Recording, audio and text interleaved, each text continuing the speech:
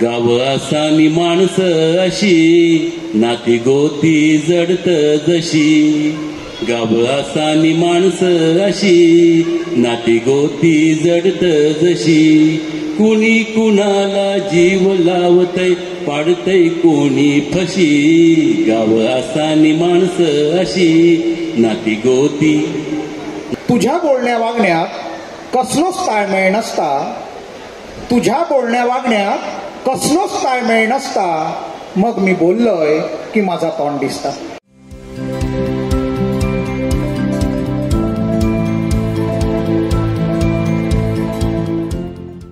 नमस्कार मंडळी, नवीन व्हिडिओमध्ये आपलं खूप खूप स्वागत. आज आपण कोकण महोत्सव पाहण्यासाठी जातोय ठाणा वेस्टला.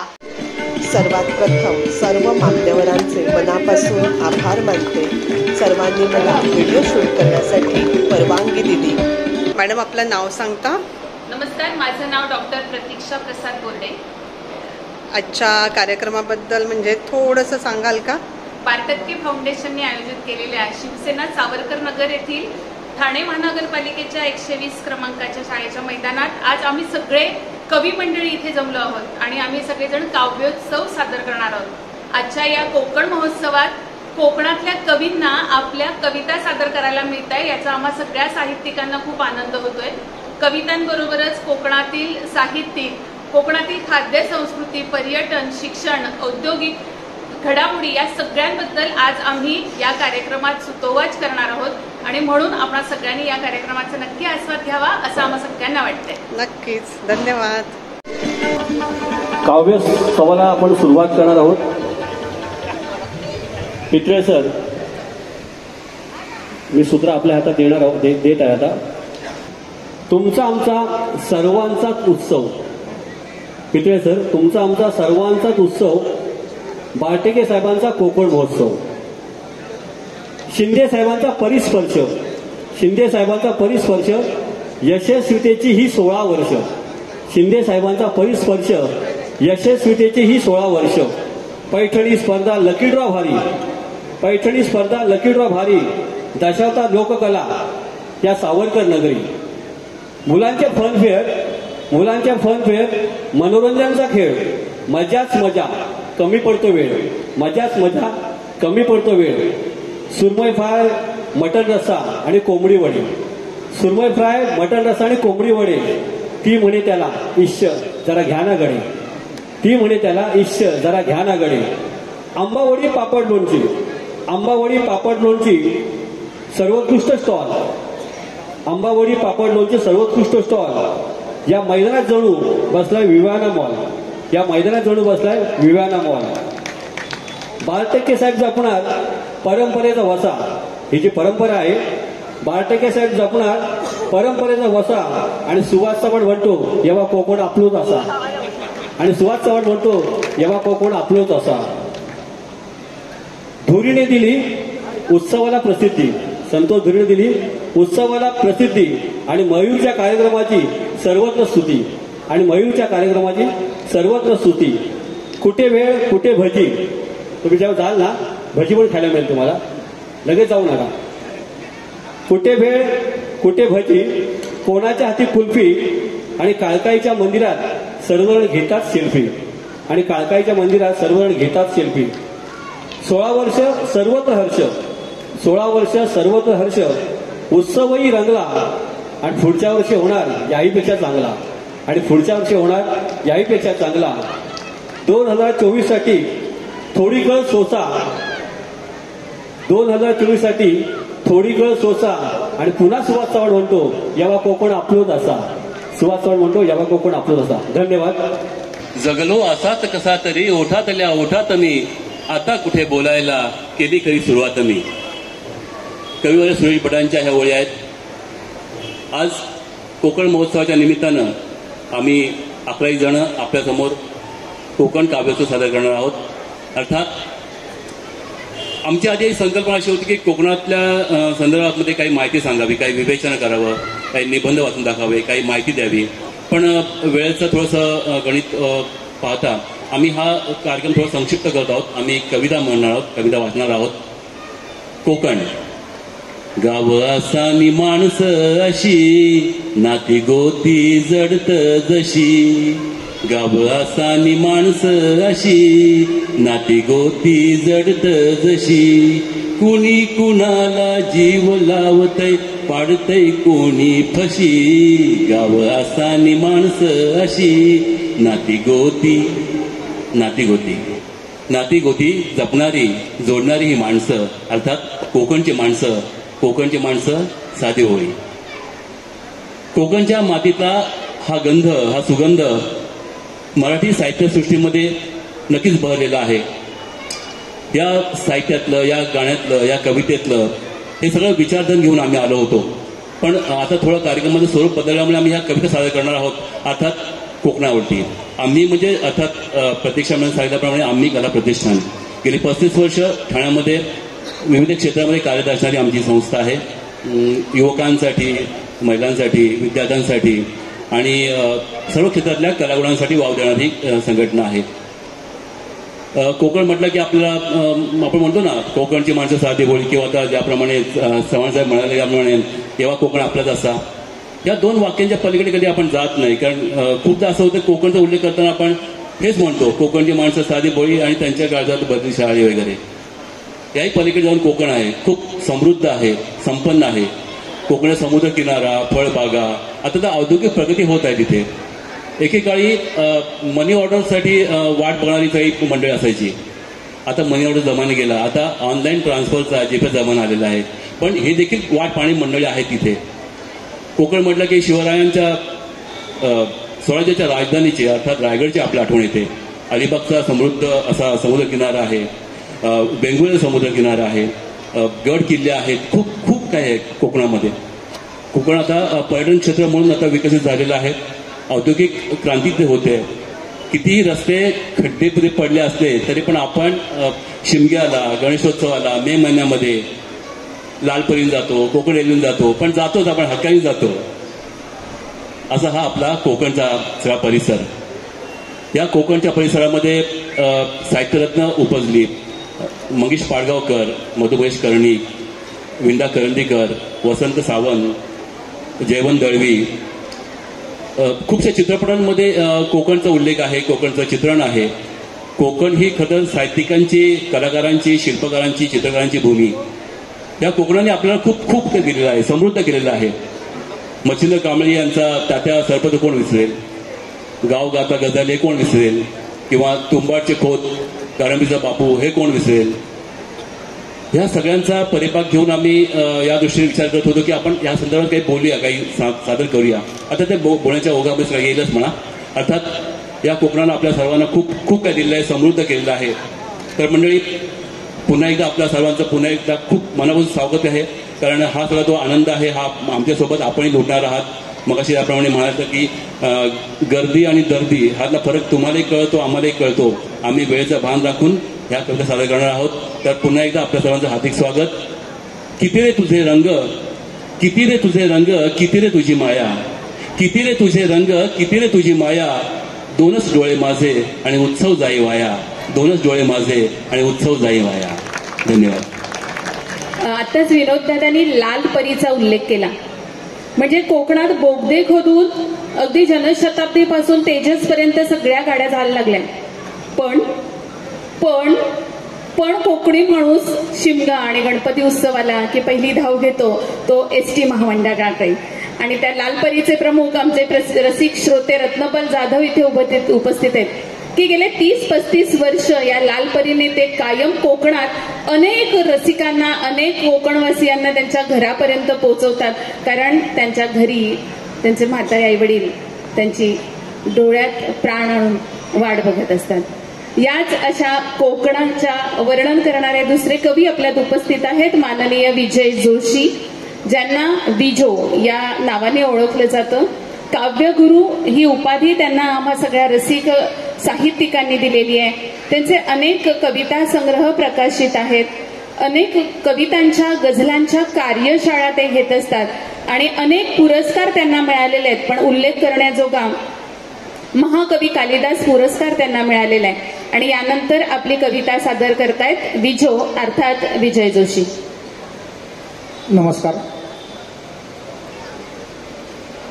कोणतंही प्रास्ताविक न करता मी माझ्या कवितेला सुरुवात करणार आहे. समाजात दिसणारा अन्याय, वाईट चालीरीती, अंधश्रद्धा, व्यसने, जातीभेद, विरोधाभास याविषयी मी जेव्हा बोलू पाहतो तेव्हा माझं तोंड दिसतं. अशा आशयाची मालवणी बोलीभाषेतील माझी कविता आहे, माझा तोंड दिसता. तुझ्या बोलण्या वागण्यात कसलोच ताळमेळ नसता, तुझ्या बोलण्या वागण्यात कसलोच ताळमेळ नसता, मग मी बोललोय की माझा तोंड दिसता. तुझ्या बोलण्या वागण्यात कसलोच ताळमेळ नसता, मग मी बोललोय की माझा तोंड दिसता. मराठीचो पुळको घेऊन गावभर फिरतस, स्वतःच्या पोराक मात्र इंग्लिश शाळेत धाडतस. फिरंग्याच्या शाळेत झील ABCD शिकता, मग मी बोललोय की माझा तोंड दिसता. व्यसनमुक्तीचो झेंडो घेऊन दारूबंदीचा कीर्तन करतस, व्यसनमुक्तीचो झेंडो घेऊन दारूबंदीचा कीर्तन करतस. संध्याकाळी नवटांग मारून हलत डुलत चलतस. व्यसनमुक्तीचा कीर्तन दारू तिरगाळता, मग मी बोललोय की माझा तोंड दिसता. जातीभेद नको मनात मोठा भाषण देतस, जातीभेद नको मनात मोठा भाषण देतस. माका मातर घराबाहेर खड्यात उभो करतस. जातीभेद तुझ्याकडे पाचयेकच पुसता, मग मी बोललोय की माझा तोंड दिसता. अंधश्रद्धेच्या नावान गावाक नावा ठेवतस, अंधश्रद्धेच्या नावान गावाक नावा ठेवतस. तुका झील होयो मनान देवाक नवस बोलतस. तुझ्या दिव्याखालचो अंधार तुका खंय दिसता, मग मी बोललोय की माझा तोंड दिसता. रस्ते, पाणी, गटार ह्योच तुझो जाहीरनामो. इथले राजकीय नेते चांगले आहेत, समाज कार्यकर्तेही चांगले आहेत, त्यांच्याबद्दल मी भाष्य करणार नाही. रस्ते, पाणी, गटार ह्योच तुझो जाहीरनामो. वर्षानुवर्षा झाली तरी असा तसोच रवलो. तुझ्या ओटात एक आणि पोटात दुसरा शिस्ता, मग मी बोललोय की माझा तोंड दिसता. खोटा नाटा सांगान लोकांका भुलवतस, खोटा नाटा सांगान लोकांका भुलवतस. निवडणूक झाल्यावर तोंडात पाना पुसतस. तुझ्या गोड भाषणात सगळं गाव फसता, मग मी बोललोय की माझा तोंड दिसता. तुझ्या बोलण्या वागण्यात कसलोच ताळमेळ नसता, मग मी बोललोय की माझा तोंड दिसता. मग मी बोललोय की माझा तोंड दिसता. धन्यवाद. स्पष्ट बोललं की सगळ्यांना ते झोंबतं. आणि खरं तर आता हे व्यासपीठ नाहीये, पण एक काळ होता की कविता म्हणजे ज्यांच्या प्रमाण भाषेवर दांडगा अभ्यास आहे अशांची मक्तेदारी होती. पण आपल्या आता लक्षात येत असेल की हल्ली आगरी बोली काव्य संमेलन होतात, मालवणी बोली काव्य संमेलन होतात. म्हणजे मला असं म्हणायचंय की हळूहळू आपल्या बोली भाषांना चांगले दिवस येऊ लागलेले आहेत. आणि मला तुम्हा सगळ्यांच्या चेहऱ्यावरून असं जाणवतंय की जेव्हा माझ्या भाषेत कुणीतरी व्यक्त होतं ना, तेव्हा ते मला माझं वाटायला लागतं. म्हणजे खूप छान पुस्तकी भाषेत कुणी बोललं की आपण म्हणतो की हा याचं तत्वज्ञान पाजळायला आला. पण जेव्हा कुणीतरी माझी भाषा बोलतोय, अरे हे तर माझंच आहे, अरे हो असं सेम माझ्या बाबतीत घडलंय असं जेव्हा वाटायला लागतं, तेव्हा ती कविता श्रोत्यांपर्यंत चांगल्या पद्धतीने हृदयापर्यंत पोचते. खूप छान जोशी सर. यानंतर पुढच्या कवयित्री आहेत सुप्रिया पुरोहित हळवे, ज्यांचे स्वतःचे फोनिक्स आणि इंग्लिशचे क्लासेस आहेत. त्यांनी आपल्या सगळ्यांना माहीत असेल गेला माधव कुणीकडे हे जे नाटक आहे की ज्याच्यामध्ये प्रशांत दामले होते, त्यांच्याबरोबर यांनी 100च्या वर प्रयोग केलेले आहेत. म्हणजे त्या तिथे अभिनेत्री होत्या, पण आता त्या लिखाणाकडे वळल्या आहेत. त्यांच्या अनेक गझल, चांगल्या चांगल्या गझल प्रकाशित झालेल्या आहेत. आणि नुकताच त्यांचा मौन झाली बासरी नावाचा कविता संग्रह प्रकाशित झाला. खूप छान गझला, अभ्यासपूर्ण गझला त्यांच्या असतात. आणि यापुढची कविता सादर करण्याची मी त्यांना विनंती करते. हॅलो, नमस्कार. आपल्या सगळ्यांना कोकणची ओढ असते. आपण म्हणतो की गणेशोत्सव असला किंवा शिमगा असला की आपण सगळेजण कोकणात जातो. एकीकडे सगळ्यांना कोकणची ओढ असते, पण दुसरीकडे आपल्याला असं चित्र दिसतं की कोकणातली घरं आता फक्त आई वडीलच राहतात तिथे. सगळेजण आमच्या पिढीची लोक नोकरीच्या निमित्ताने मुंबईमध्ये स्थलांतरित झालेली आहेत. आणि मग अशा वेळी काय होतं की कोकणातली घरं जी कौलारू आहेत ती नकोशी वाटतात. तिथं बिल्डिंग उभारावीशी वाटते, कोकणातलं अंगण नकोसं वाटतं, घर सुद्धा अगदी स्वयंपाकघर पण आधुनिक पद्धतीने करावं असं वाटतं. आणि मग तेव्हा जेव्हा आपण गावाला जातो तेव्हा वाईट वाटतं. असं वाटतं की अरे शहरात पण आम्ही हेच बघतो, गावात मात्र आम्हाला तो ओलावा हवा जो आम्ही लहानपणापासून पाहिलेला आहे. त्याच आधारावरची माझी कविता आहे. कवितेचं शीर्षक आहे गाव गोजिरे. नेसून शालू हिरवाईचा, नेसून शालू हिरवाईचा, गाव गोजिरे होते वसले. नेसून शालू हिरवाईचा, गाव गोजिरे होते वसले. आंबा नारळ रातांब्यांच्या समृद्धीने घर सजलेले. अंगणातला मोहक चाफा, अंगणातला मोहक चाफा, आठवता का डोळे झरले. अंगणातला मोहक चाफा, आठवता का डोळे झरले. गाव बदलले, नाती विरली, घर कौलारू कुठे हरवले. जात्यावरची ओवी ऐकत, जात्यावरची ओवी ऐकत संस्कारांची बीजे रुजली. जात्यावरची ओवी ऐकत संस्कारांची बीजे रुजली. संध्या समयी तुळशी पाशी अध्यात्माची ओढ वाटली.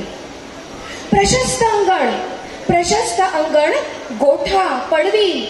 प्रशस्त अंगण गोठा पडवी, सारे आता दुर्मिळ झाले. प्रशस्त अंगण गोठा पडवी, सारे आता दुर्मिळ झाले. गाव बदलले, नाती विरली, घर कौलारू कुठे हरवले. कुळाचारानं व्रतवैकल्ये, कुळाचारानं व्रतवैकल्ये, परंपरांची ओळख घडली. हळदी कुंकू सणवारांनी आपतांवरती माया जडली. झोपाळ्यावर म्हटले पाढे, झोपाळ्यावर म्हटले पाढे, श्लोकाने घर दुमदुमायचे. झोपाळ्यावर म्हटले पाढे, श्लोकाने घर दुमदुमायचे. गाव बदलले, गाव बदलले, नाती विरली, घर कौलारू कुठे हरवले. पूर्वी सगळेजण आपण असंच झोपाळ्यावरती बसून पाढे वगैरे म्हणायचो, पण आता तसं नाही, कारण झोपाळाच राहिलेला नाहीये. गवाक्षातले किरण कोवळे, गवाक्षातले किरण कोवळे, पागोळ्यांचे मंजूळ गाणे. गवाक्षातले किरण कोवळे, पागोळ्यांचे मंजूळ गाणे. मोदक सांगण पातोळ्यांचा, गंध भोवती खास दरवळे. संस्कृती शिमगा दसरा करू साजरे. जतन करूया पुन्हा संस्कृती, शिमगा दसरा करू साजरे. मायेचा शिडकावा करूनी, घर कौलारू करू हासरे. मायेचा शिडकावा करूनी, घर कौलारू करू हासरे. धन्यवाद. या पुढच्या कवयित्री आहेत अखिल भारतीय मराठी साहित्य संमेलनात त्यांनी आपल्या कविता सादर केलेल्या आहेत. पर्यावरण, भारतीय संस्कृती आणि पर्यटन या विषयावर त्या लेखन करतात. मी यानंतर हर्षदाला विनंती करते की तिने आपली कविता सादर करावी. नमस्कार. मी गझल सादर करणार आहे आणि गझल सादर करण्यापूर्वी मी एक सांगू इच्छिते की गझलमधल्या 2 ओळी, प्रत्येक 2 ओळी हा म्हणजे एक वेगळी कविता असते. प्रत्येक 2 ओळी ह्या वेगवेगळ्या विषयावर मांडलेल्या असतात आणि त्या लोकांच्या पर्यंत पोचणाऱ्या, लोकांच्या काळजापर्यंत पोचणाऱ्या असतात. तर पहिले 2 शेर मी सुट्टे करणार आहे आणि मग नंतर एक गझल तुमच्या समोर ठेवणार आहे. आत्ताच कार्तिकी एकादशी होऊन गेलेली आहे, त्याच्यामुळे श्री विष्णूंना समर्पित असा हा एक शेर आहे की जाणे झाले किंवा नाही. पंढरपूरची गोष्ट आहे. जाणे झाले किंवा नाही, काही बिघडत नाही. जाणे झाले किंवा नाही, काही बिघडत नाही. पंढरपूर फार लांबची गोष्ट आहे, प्रत्येकाला जाणं शक्य होत नाही. प्रत्येकाच्या भाळावरती अबीर दिसतो आहे. जाणे झाले किंवा नाही, काही हरकत नाही. श्रद्धेचा प्रत्येकाच्या भाळावरती अबीर दिसतो आहे. आणि दुसरा असा शेर सुट्टा घेतेय की तोही कृष्णाला समर्पित आहे. किती जणींनी प्रेम करावे कृष्णावरती, किती जणींनी प्रेम करावे कृष्णावरती. राधेला हा प्रश्न कधीही पडला नाही. किती जणींनी प्रेम करावे कृष्णावरती. राधेचं प्रेम इतकं खरं होतं की तिला कधी प्रश्न पडला नाही की किती जणी प्रेम करतायत कृष्णावरती. किती जणींनी प्रेम करावे कृष्णावरती. राधेला हा प्रश्न कधीही पडला नाही. आता गझल तुमच्या समोर ठेवतेय. ही गझल आहे दिंडी वृत्तातली. शेर असा आहे. दागिन्यांचा दागिन्यांचा नासोस पैठणीचा. दागिन्यांचा नासोस पैठणीचा. लोभ आहे आजन्म सोबतीचा. दागिन्यांचा नासोस पैठणीचा. लोभ आहे आजन्म सोबतीचा. दुसरा शेर इथल्या नोकरी करणाऱ्या सगळ्या स्त्रियांना समर्पित आहे. नोकरी की बाळास जन्म द्यावा. नोकरी की बाळास वेळ द्यावा. नोकरी की बाळास वेळ द्यावा. काय सांगू हा देह वाटणीचा. काय सांगू हा देह वाटणीचा. माननीय श्री मनमोहन रोगे सर, कवी, लेखक, मुक्त पत्रकार आहेत. त्यांनी आतापर्यंत मालवणी भाषेत 400 पेक्षा जास्त कविता लिहिलेल्या आहेत.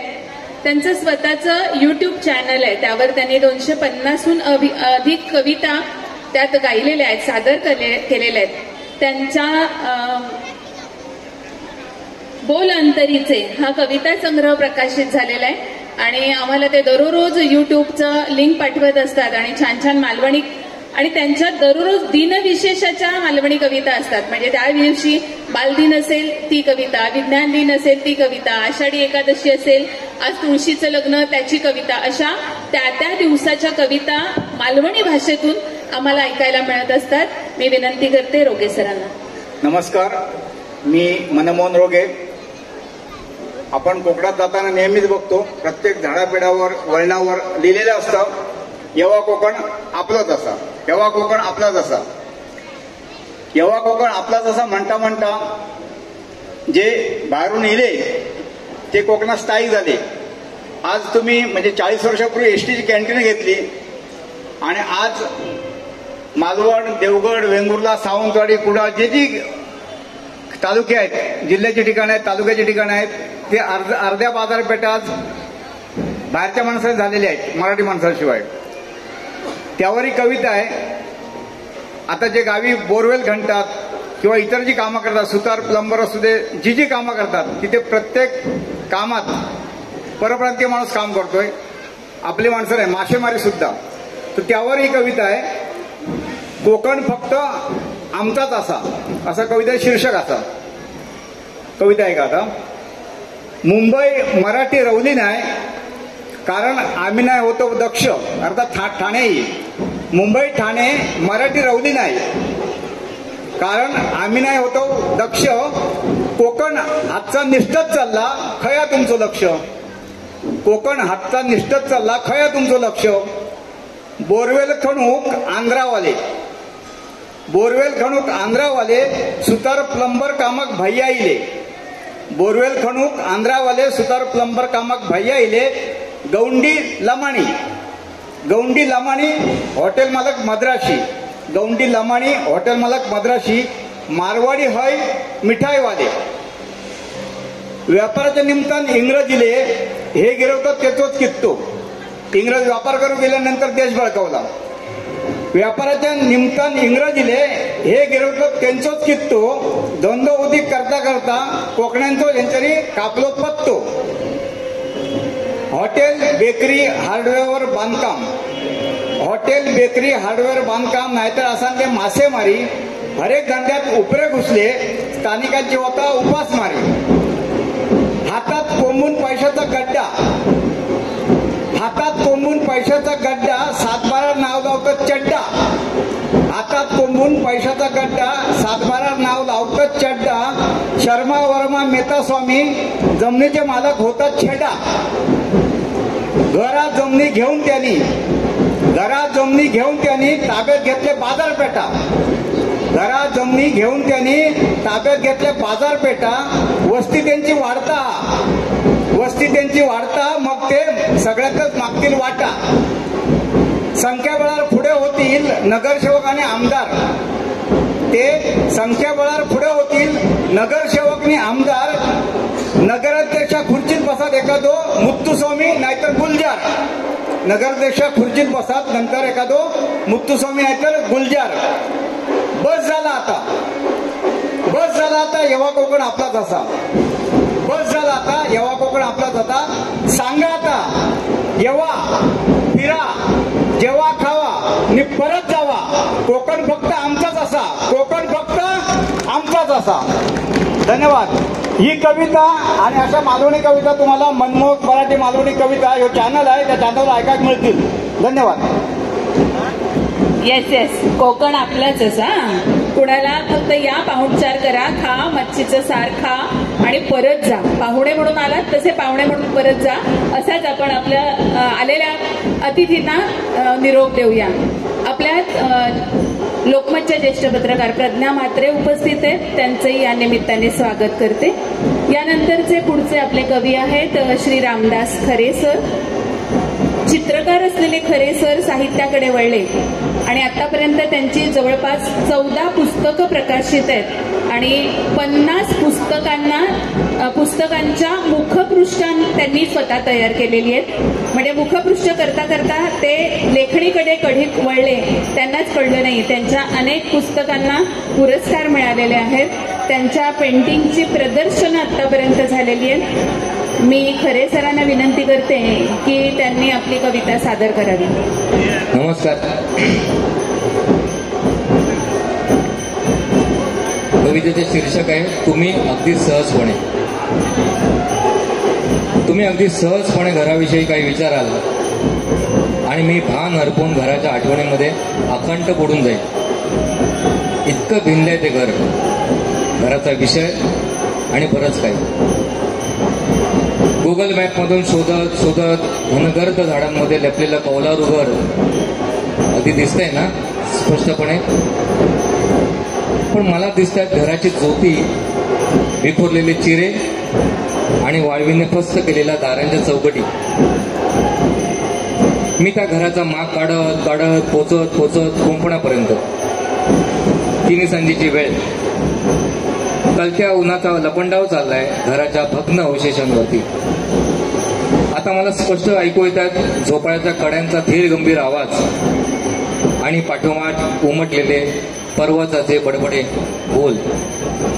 कोण्या पुराण पुराशाच्या मुखातून घरंगलेल्या सुस्पष्ट उच्चारांचे ऋचांचे पठण. ऋचा म्हणजे स्तोत्र.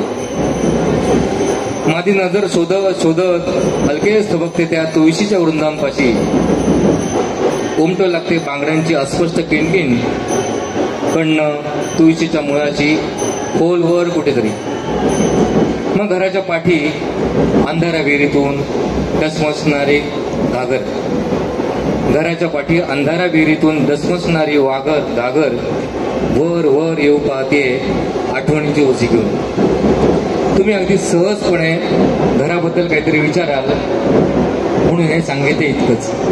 धन्यवाद. घर किती महत्वाचं आहे. आपण आकाशात किती भराऱ्या मारल्या तरी आपणा सगळ्यांना, कुटुंबातल्या सगळ्या लोकांना एकत्र बांधण्याचं काम ते घर करत असतं. आणि म्हणून हा चाकरमानी कितीही बाहेर गेला तरी त्याला संध्याकाळ झाली की ओढ लागते त्या घराची. आणि असंच घराचं वर्णन करणारी कविता खरे सरांनी सादर केली. यानंतर विनंती करते आपल्यात आश्लेषा राजे या कवयित्री उपस्थित आहेत. त्या पेशाने खरं तर आर्किटेक्चर आहेत. त्यांचा आठवणीतील पाऊस हा कविता संग्रह प्रकाशित आहे. विविध नावाचा त्यांचा काव्यसंग्रह प्रकाशित आहे. त्या कथाकथन करतात, सूत्रसंचालन करतात. मी त्यांना विनंती करते की त्यांनी आपली कविता सादर करावी. नमस्कार. येतोय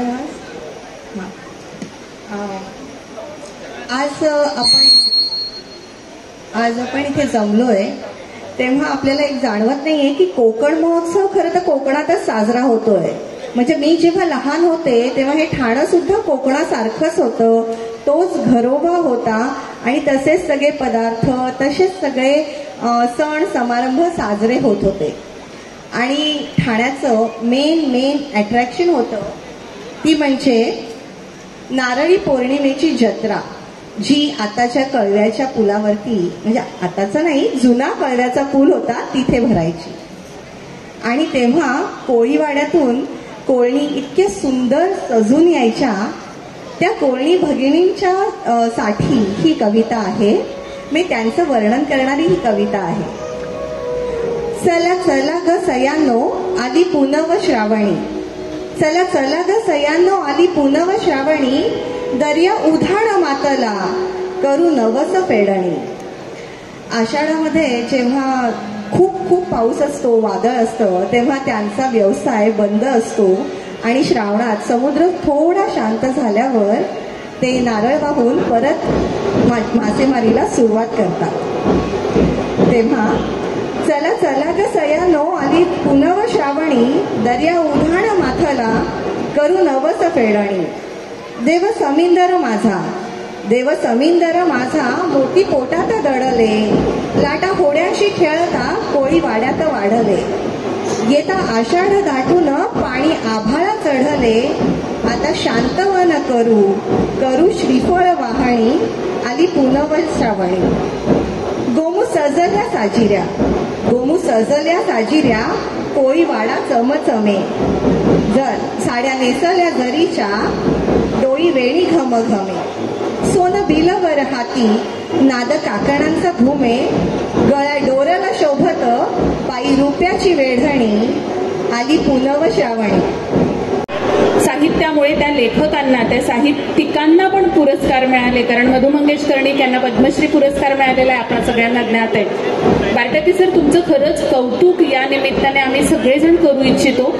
कारण की ठाण्यामध्ये जरा स्पष्ट बोलते की ठाण्यामध्ये काव्य संमेलन म्हटलं की काही ठराविक विभागाची मक्तेदारी आहे. म्हणजे सहयोग मंदिरचा मॉब, ठाणे मराठी ग्रंथ संग्रहालयाचा मॉब, म्हणजे मी भेदभाव करत नाहीये पण स्पष्ट बोलते की हा काव्य संमेलन ना म्हणजे कुठे असणार तर सहयोगमध्ये किंवा मराठी ग्रंथ संग्रहालयामध्ये.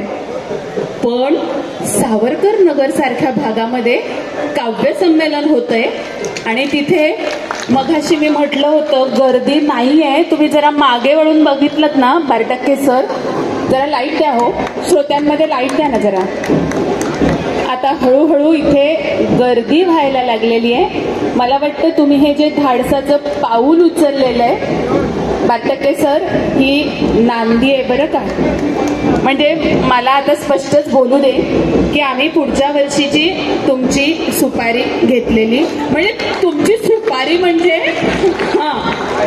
कार्यक्रमाची सुपारी आम्हीच बुक करून घेतलेली आहे. म्हणजे हा कार्यक्रम पुढच्या वर्षीही आपल्याला करायचा आहे. कारण सुरुवातीला आम्ही सगळी मंडळी जरा धाकधूक होतो की काय असेल, म्हणजे इव्हन तर आमच्या गप्पांमध्ये असं चाललं होतं की आपण असं करूया, तू एकीने कविता सादर कर, आपण 10 जण असे बसूया, म्हणजे असं वाटलं होतं. पण आता फार आनंद होतोय की हळूहळू इथे रसिकांची गर्दी व्हायला लागलेली आहे आणि तुमचा हा प्रयत्न अगदी 100% यशस्वी झालेला आहे. यानंतर पुढच्या कवयित्री आहेत मनीषा चव्हाण, ज्या खरं तर शाळेमध्ये ग्रंथपाल म्हणून काम करतात. विद्यार्थ्यांसाठी विविध उपक्रम करता करता, इतरांना पुस्तकं वाचायला देता देता, स्वतः वाचन करता करता त्यांनी हातात लेखणी घेतली. अनेक दिवाळी अंकातून, अनेक वृत्तपत्रातून त्यांनी लेख लिहिलेले आहेत, कविता लिहिलेल्या आहेत. मनीषा, विनंती करते आपली कविता सादर करावी. इथे समोर लहान मुलं सुद्धा मला दिसतात आहेत, त्यामुळे सुप्रिया मगाशी म्हणाली होती की आपणच आपली संस्कृती जपली पाहिजे. तर इथे समोर प्रेक्षक जे आहेत तर त्यांचं कौतुक की त्यांनी आपल्या लहान मुलांना देखील इथे आणलेले आहे, त्यांना हा अनुभव दिलेला आहे. पूर्वी आम्ही लहान असताना समोर रस्त्यांवरती मोठमोठे पडदे लागायचे आणि चित्रपट पाहायला जायचो. तसंच या लहान मुलांना पुढे नक्की हा ठेवा असणार आहे की आपण या कोकण महोत्सवमध्ये जात असू आणि इतकी मजा लुटत असू. माझ्या कवितेचं नाव आहे चाहूल. स्वप्नामध्ये लागे चाहूल तुझा चेहरा पानोपानी, स्वप्नामध्ये लागे चाहूल तुझा चेहरा पानोपानी, तुला वाचता पुन्हा पुन्हा मी मनी मनीषा ओठी गाणी. ही कविता गेय कविता लिहिले. रात्र धरावी इथे उरिका, रात्र धरावी इथे उरिका, पहाट यावी उघड्या नयनी, रूप साजरे जरा लाजरे, मिटल्या नयनी भरून घ्यावे, तुला शोधण्या व्हावे जागे की स्वप्नातच ऋतून जावे, तुला वाचता पुन्हा पुन्हा मी मनी मनीषा ओठी गाणी.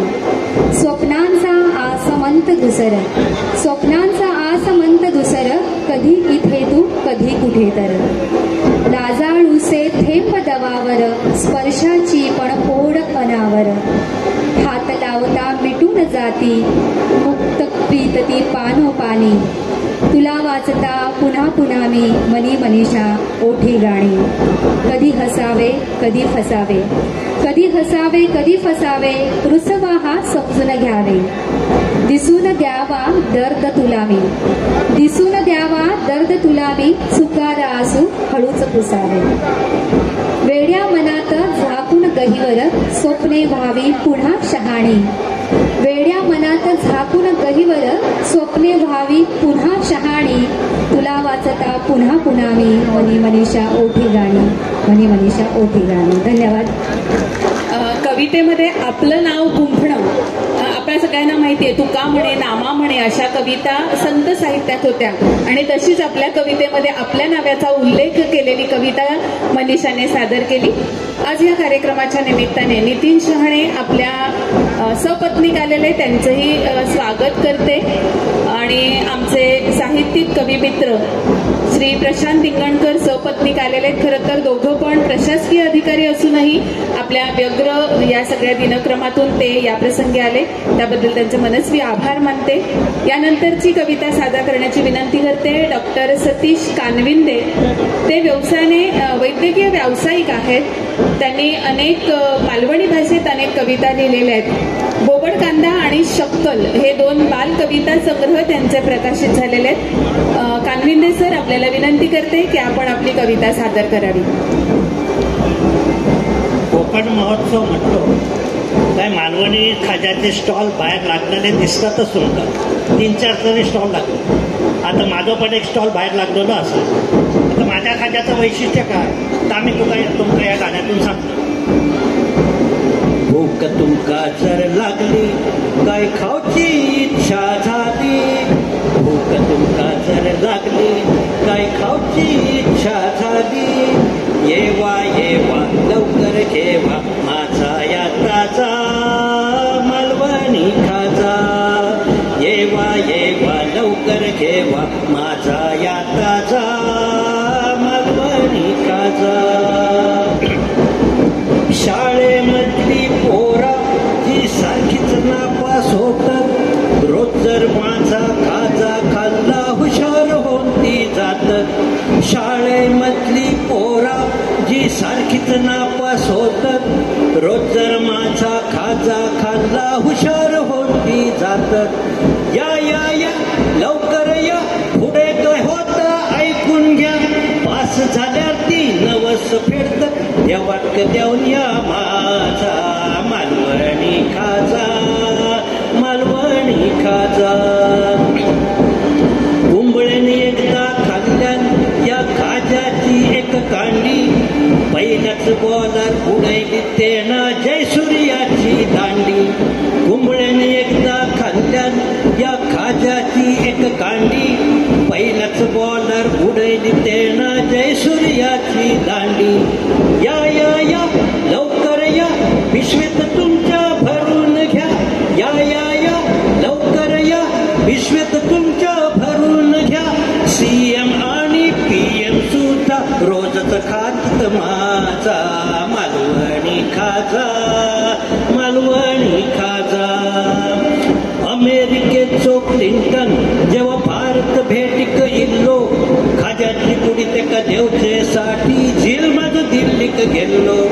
अमेरिकेचो क्लिंटन जेव्हा भारत भेटीक इल्लो, खाज्याची देवाची पुढे ते का देवचे साठी झील माझ दिल्लीक गेलो. या या या लवकर या देवाची गंमत ऐकून घ्या. या या या लवकर या देवाची गंमत ऐकून घ्या. थैच्या थैच्यानं पुढी ती फोडून एकट्यान खाल्ला माझा मालवणी खाजा, मालवणी खाजा. कारगिल मधले सैनिक या खाजा खाऊनच लढले. घुसखोरांचे वाघा सारे तुटून सगळे पडले. कारगिल मधले सैनिक या खाजा खाऊनच लढले. घुसखोरांचे वाघा सारे तुटून सगळे पडले. या या या लवकर या गुण खाजातले जाणून घ्या. या या या लवकर या गुण खाजातले जाणून घ्या. अंगातली सगळी थंडी पिटाळून गरम करता माझा मालवणी खाजा, मालवणी खाजा. पटला माझ्या सगळा जा सांगलंय आता तुमका. किती किलोची पुडी बांधता सांगा लवकर माका. पटला माझ्या सगळा जा सांगलंय आता तुमका. किती किलोची पुडी बांधता सांगा लवकर माका. या या या लवकर या पैसे नाही तर उधार घ्या. या या या लवकर या पैसे नाही तर उधार घ्या. उद्या यशात तर सांगाण ठेवतय मेळाच नाही बघा माझा मालवणी खाजा, मालवणी खाजा. भूक तुमका जर लागली काय खाऊची इच्छा झाली. येवा येवा लवकर घेवा माझा या ताजा मालवणी खाजा, मालवणी खाजा, मालवणी खाजा. आम्हाला यायचंय ना तुमच्या दुकानावर खाजा खायला. इतकं छान वर्णन त्यांनी आपल्या खाज्याचं केलेलं आहे की कविता ऐकल्यानंतर भेट दिल्याशिवाय राहणार नाही. आज आपल्या या कार्यक्रमात ठाणे वैभवचे पत्रकार रवी निमसे उपस्थित आहेत. त्यांचंही या प्रसंगी स्वागत करते. LICचे अधिकारी माननीय उमेश कुलकर्णी उपस्थित आहेत. त्यांचंही स्वागत. आमचे मित्र नृत्य दिग्दर्शक पंकज पाडाळे आणि नृत्य दिग्दर्शिका शीतल उपस्थित आहे. त्यांचंही खूप खूप स्वागत आणि धन्यवाद. यानंतर आपली कविता शेवटची कविता आहे सादर करणार आहे कवी राजेंद्र ठाकूर. त्यांची आतापर्यंत 6 पुस्तकं प्रकाशित झालेली आहेत. श्री देव रवळनाथ डांगमोडे हे पुस्तक त्यांचं प्रकाशित आहे. त्यावरची एक ऑडिओ CD प्रकाशित आहे आणि ते आपल्या सगळ्यांना आता कोकणात घेऊन जात आहेत. ऐकूया ठाकूरांकडून त्यांची कविता. नमस्कार रसिको. सिंधुदुर्ग म्हटला की कला, क्रीडा, संगीत, शिक्षण यांचा थोर वारसा असलेला, भावभक्तीने भारलेली देवस्थाने असलेला प्रदेश नजरेसमोर येतो. आपल्या देवतांचे दर्शन झाल्यानंतर मिळणारा आनंद आणि आपण इथे मुंबईत असलो तरी आपली गावाकडची ओढ या सगळ्याचं एक सार म्हणून गावातल्या देवस्थानांची जी नावं आहेत ती घेऊन मी एक गाणं रचलंय. ते असं आहे.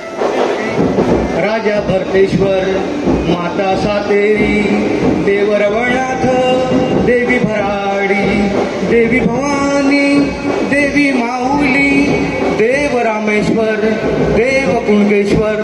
चला देवांचे दर्शन घेऊया. यात्रेसाठी कोकणात जाऊया. यात्रेसाठी कोकणात जाऊया. परशुरामाची पावन भूमी, तांबड्या मातीत ती सजलेली. नद्या वाहती, सागर गरजती, निसर्गाने नटलेली. डोंगर दरी खोऱ्या पार करूनी. हे गाणं आहे ते तुम्हाला यात्रेसाठी कोकणात जाऊया हे ऑडिओ CD मध्ये मिळेल. डोंगर दरी खोऱ्या पार करूनी स्वयंभू देवस्थाने पाहूया. चला देवांचे दर्शन घेऊया.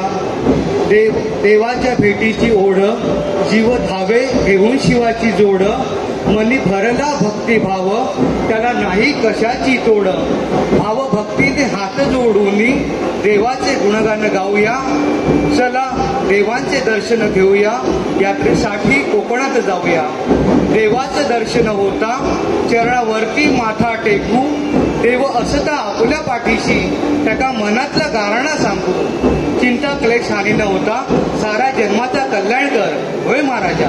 दया धरणी बरा कर, होय महाराजा. हात जोडून तुका विनवणी करतोय, होय महाराजा. कृपा दृष्टी तुझी सदैव राहो, पुन्हा भेटीचं मागणं मागूया. यात्रेसाठी कोकणात जाऊया, यात्रेसाठी कोकणात जाऊया. राजा भरतेश्वर, माता सातेरी, देव रवळनाथ, देवी भराडी, देवी भवानी, देवी माऊली, देव रामेश्वर, देव कुंटेश्वर. चला देवांचे दर्शन घेऊया, यात्रेसाठी कोकणात जाऊया, यात्रेसाठी कोकणात जाऊया. धन्यवाद. कोकणातली यात्रा म्हटली की दशावतारी सोंग आली. आता थोड्या वेळाने इथे आपल्याला यात्रेतल्या दशावतारी सोंग बघायला यायचंच आहे.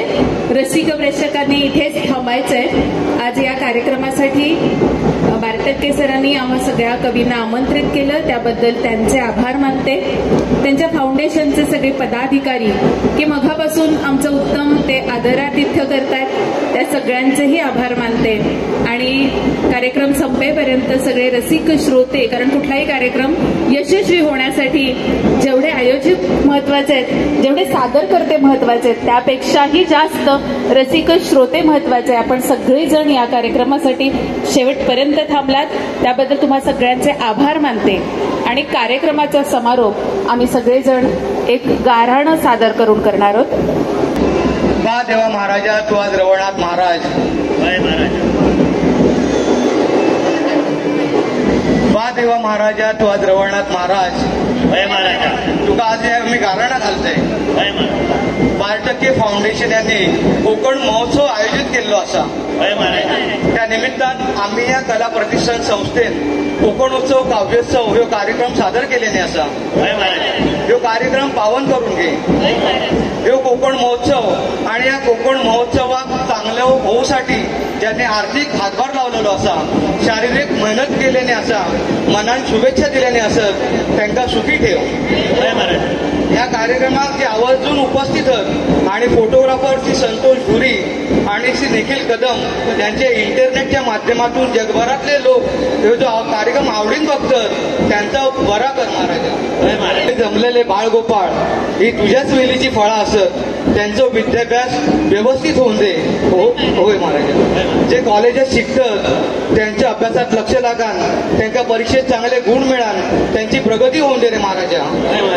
ज्यांनी आपला लगीन वजले न्या त्यांच्या मनासारखं जोडीदार मिळान, त्यांचा सुखाचा संसार होऊन दे रे महाराजा. ज्यांका आर्थिक अडचणी आहेत आणि नको तो मनस्ताप असा, त्यांच्या आर्थिक अडचणी दूर होऊन त्यांच्या मनात शांती मिळान दे रे महाराजा. देवा रवळनाथा 12-5चं गणित एक करून अंधार मेळ्यातून माणूस मेळ्यात समज देऊची महाराजा. देवा रवळनाथा तुझा भरतेश्वर, सातेरी, भराडी, कुळका, पावणाई, कळवेश्वर, कोकणेश्वर, सिद्धब्राह्मण, कुणी, माडलीतून नारायण, कुर्माजळो, घरचो आकार, निर्वती सगळ्यांचा गणित एक करून सगळ्यांवर कृपादृष्टी ठेवची महाराजा. माहिती चतुर्सेवेत जाऊन जरी काय कोणी नीटपीठ काय खोटा नाटक केलेला असतात ते जो कसलो त्रास नव्हता आमच्या रक्षणात सामील होऊचा महाराजा. सगळ्यांका सुख आणि समाधान प्राप्ती करून देऊची महाराजा. व्यासपीठावरील उपस्थित साहित्यिक कलाकारांनी मालवणी भाषेची, मराठी भाषेची सेवा केली आहे ती मान्य करून घे आणि अशी सेवा करूची त्यांना पुन्हा पुन्हा संधी मिळवून दे. आमच्या बोलण्यात जाणण्यात काही चूक झाली असतात तर चूक माफ कर भगवंता.